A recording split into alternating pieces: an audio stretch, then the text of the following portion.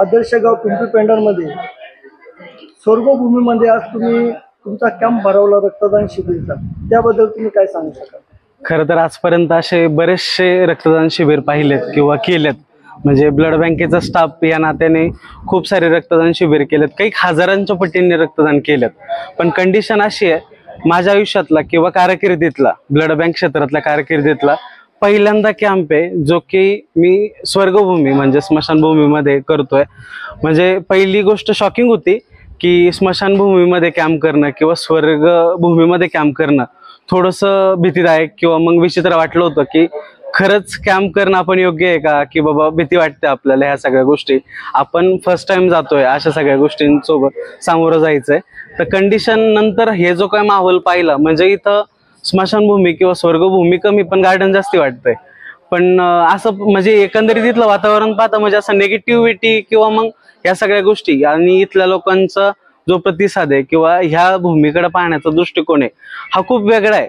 म्हणजे पॉझिटिव्हिटीने पाहतात. म्हणजे जे निगेटिव्ह भाग असतो तर निगेटिव्ह भाग न पाहता तर पॉझिटिव्ह भागाने पॉझिटिव्हिटीने ह्या भूमीकडे पाहिलं जात आहे.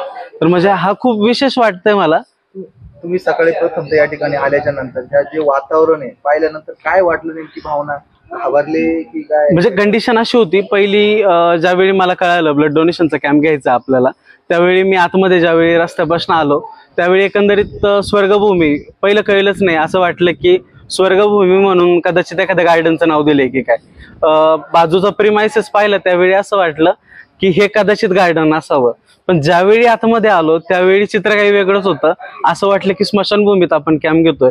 खरंच थोडीशी स्टार्टिंगला असं वाटलं की आपण स्मशानभूमीत कॅम्प घेतोय, खरंच भीतीदायक आहे का.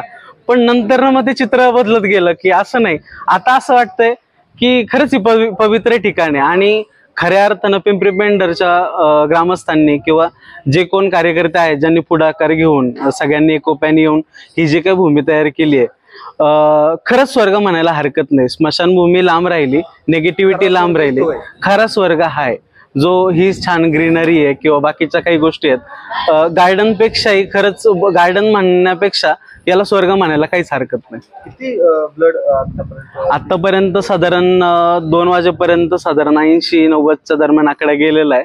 अजूनही लोकांचा भरपूर प्रतिसाद आहे. माझ्या अंदाजे अजून 40-50 लोक होतील अशी अपेक्षा आहे आणि 100% व्हायलाच पाहिजेत. आता तुम्ही ज्या शिवनेरी ब्लड बँक कडून कलेक्शन करता, काही व्यक्तींना या ठिकाणी जे ब्लड डोनेट करतायत त्यांना ब्लड कसं मोफत मिळणार आहे? आपली सर्व्हिस अशी आहे की एका ठिकाणी नसून म्हणजे काही ब्रांचेसच्या लिमिटेड नसून तर आपण ऑल महाराष्ट्र सर्व्हिस देतो. आपलं काम काय, आपल्याला सेवा करायची, सेवार्थ भाव आहे. आपल्या बँकेचंच ब्रीदवाक्य आहे सेवार्थ भाव. शिवनेरीच्या माध्यमातून आपण हे सगळं करतो.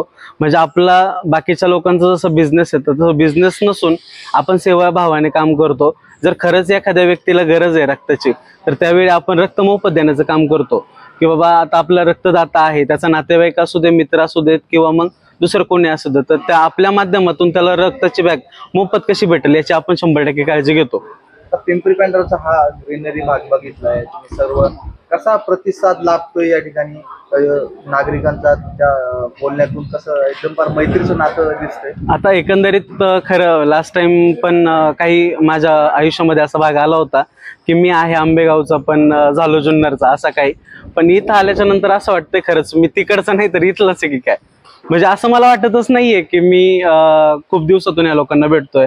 असं वाटतं ही रोजचीच माणसं आहेत. म्हणजे आतापर्यंत त्यांनी जो केलेलं सहकार्य की त्यांनी जे केलेलं आपुलकी म्हणायला हरकत नाही, खूप छान सहकार्य. म्हणजे आतापर्यंतचा 2 वर्षापूर्वी या संपूर्ण जो ग्रीनरी दिसते पूर्ण खडक होता, आता या खडकावर ही झाड उगवलेत, त्यांना काय योगदान? म्हणजे त्या ऍक्च्युली कंडिशन अशी आहे, तर 50,000 पर्यंत या ठिकाणी मदत केलेली आहे. सॉरी, या झाडं लावण्यासाठी 500 रुपयापासून तर 50,000 पर्यंत लोकसहभागातून ही ग्रीनरी जी उभी करण्यात आली आहे.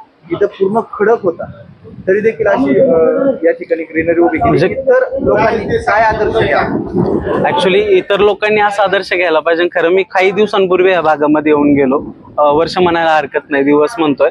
काही वर्षांपूर्वी ह्या भागात येऊन गेलो तर खरंच इथं काहीच नव्हतं. पण आज पाहतो तर हे सगळं आहे. तर इतर गावातल्या लोकांनी आदर्श घ्यायला पाहिजे की ग्रामस्थांनी एकत्र येऊन कुठंतरी एकजूट दाखवायला पाहिजे. ते खूप गरजेचं आहे. हे दाखवलं जात नाही. बऱ्याचशा भागांमध्ये हा प्रॉब्लेम आहे. स्मशानभूमीच नाही म्हणत मी किंवा स्वर्गभूमीच नाही म्हणत, काही काम असेल तर एकत्र येऊन करायला पाहिजे 100%. लोकसहभागातून उभं राहायला पाहिजे. पिंपरी पेंढर ग्रामस्थांचा आदर्श तेवढा मात्र नक्की घ्यायला पाहिजे. धन्यवाद.